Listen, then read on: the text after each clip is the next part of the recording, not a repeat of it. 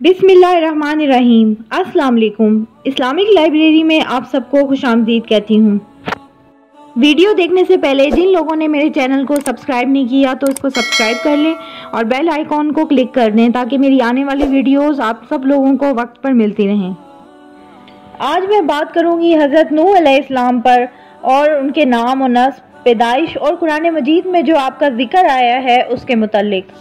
इब्न Jarir रहमतुल्लाह वगैरह के कौल के मुताबिक आपकी विलादत हज़रत आदम अलैहिस्सलाम की वफ़ात से 126 साल बाद हुई। अहले किताब की तारीख के मुताबिक हज़रत नूह अलैहिस्सलाम की विलादत और हज़रत आदम अलैहिस्सलाम की वफ़ात के दरमियान 146 साल का फासला है और सही इब्न हबान में है कि उनके दरमियान 10 करन यानी 10 सदियों या 10 नस्लों का फासला है।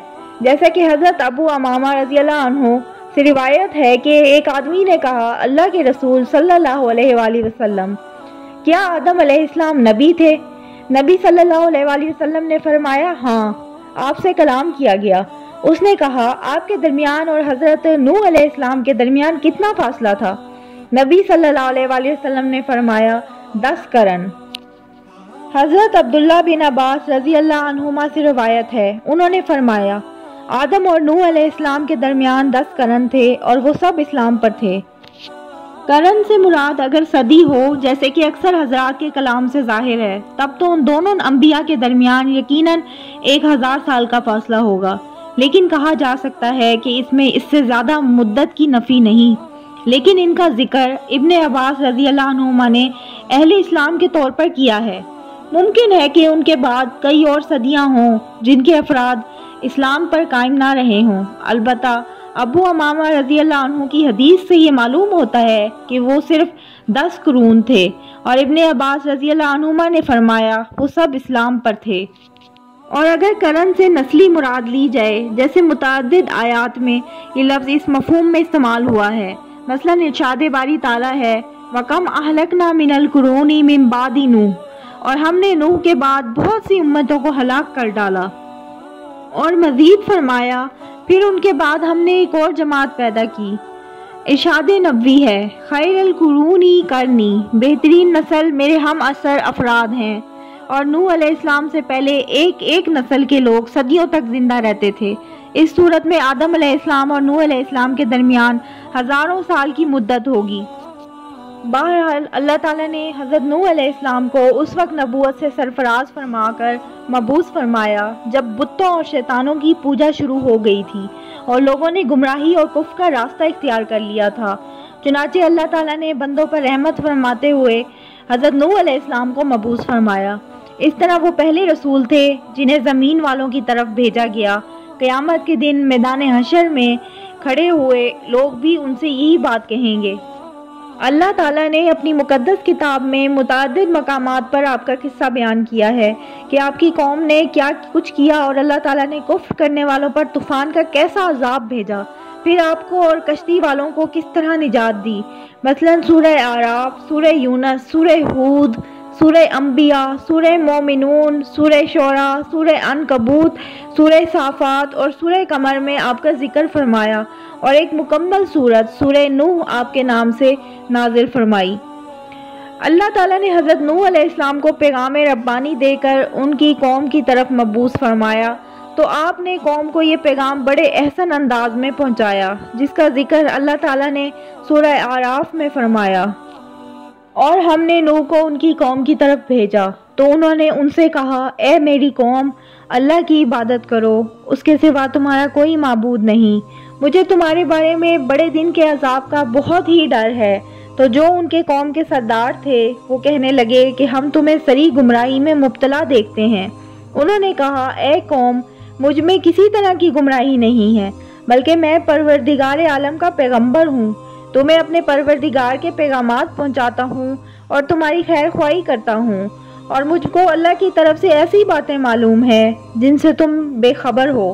क्या तुमको इस बात से ताज्जुब हुआ है कि तुम में से एक शख्स के हाथ तुम्हारे परवरदिगार की तरफ से तुम्हारे पास नसीहत आई ताकि वो तुमको डराए और ताकि तुम परहेजगार बनो और ताकि तुम पर रहम किया जाए?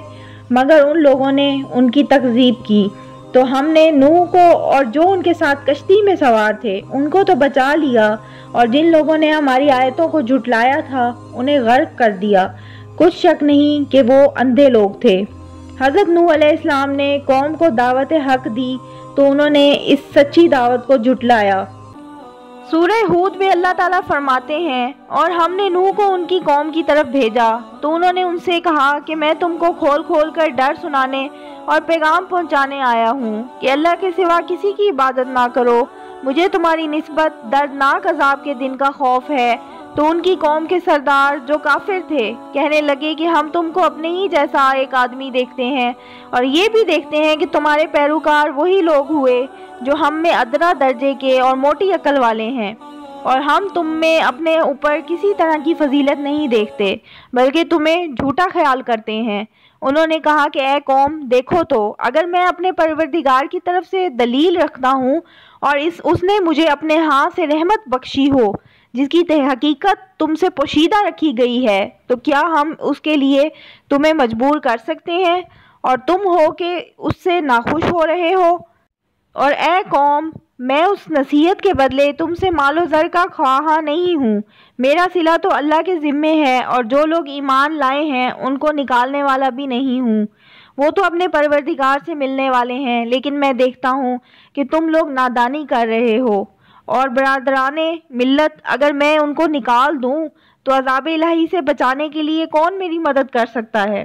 بھلا تم غور کیوں نہیں کرتے؟ اور میں تم سے یہ نہیں کہتا ہوں کہ میرے پاس اللہ کے خزانے ہیں، اور نہ یہ کہ میں غیب جانتا ہوں، اور نہ یہ کہتا ہوں کہ میں فرشتہ ہوں، اور نہ ان لوگوں کی نسبت جن کو تم حقارت کی نظر سے دیکھتے ہو یہ کہتا ہوں کہ اللہ ان کو بھلائی یعنی اعمال کی جزائے نیک نہیں دے گا، جو ان کے دلوں میں ہے اسے اللہ خوب جانتا ہے۔ اگر میں ایسا کہوں تو بے انصافوں میں ہوں۔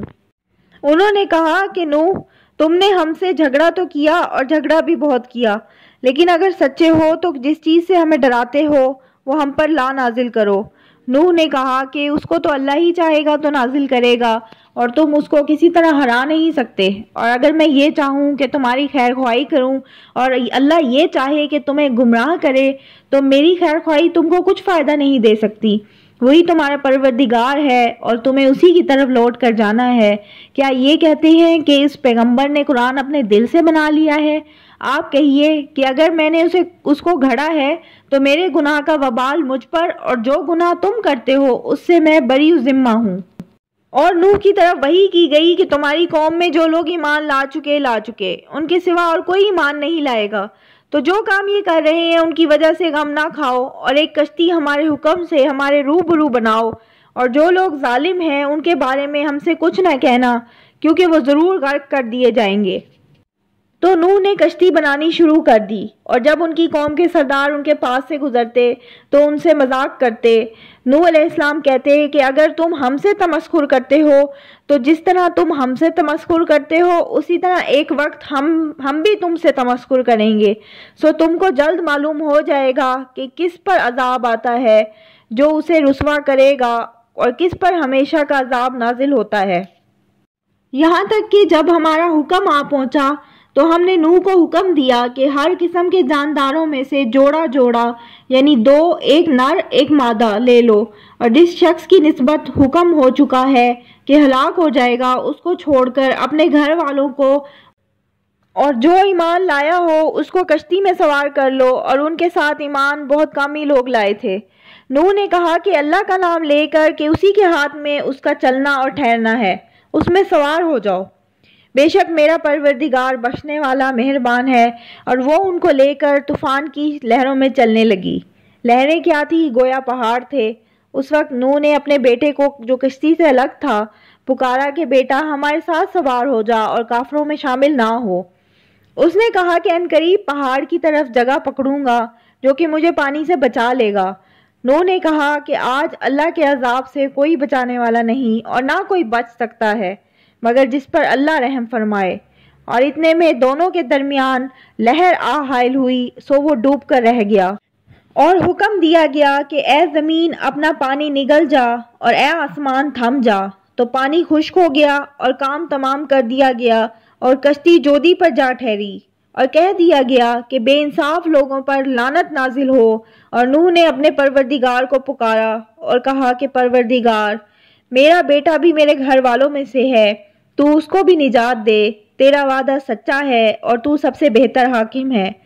اللہ نے فرمایا کہ نوح، وہ تیرے گھر والوں میں سے نہیں ہے، وہ تو ناشائستہ افعال والا ہے، تو جس چیز کی تم کو حقیقت معلوم نہیں اس کے بارے میں مجھ سے سوال ہی نہ کرو، اور میں تم کو نصیحت کرتا ہوں کہ نادان نہ بنو۔ نوح نے کہا کہ پروردگار، میں تجھ سے پناہ مانگتا ہوں کہ ایسی چیز کا تجھ سے سوال کروں جس کی مجھے حقیقت معلوم نہیں، اور اگر تو مجھے نہیں بخشے گا اور مجھ پر رحم نہیں کرے گا تو میں تباہ ہو جاؤں گا۔ حکم ہوا کہ نوح، ہماری طرف سے سلامتی اور برکتوں کے ساتھ جو تم پر اور تمہارے ساتھ کی جماعتوں پر نازل کی گئی ہے اتر آؤ، اور کچھ جماعتیں ہوں گی جن کو ہم دنیا کے فوائد سے محظوظ کریں گے، پھر ان کو ہماری طرف سے دردناک عذاب پہنچے گا۔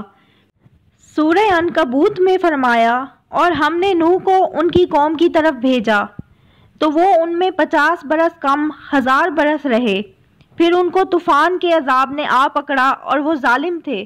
پھر ہم نے نوح کو اور کشتی والوں کو نجات دی اور کشتی کو اہل عالم کے لیے نشانی بنا دیا۔ یہ تھی میری آج کی ویڈیو۔ اگر آپ کو میری ویڈیو پسند آئی ہے تو پلیز لائک کریں، سبسکرائب کریں اور شیئر کریں۔ اللہ حافظ۔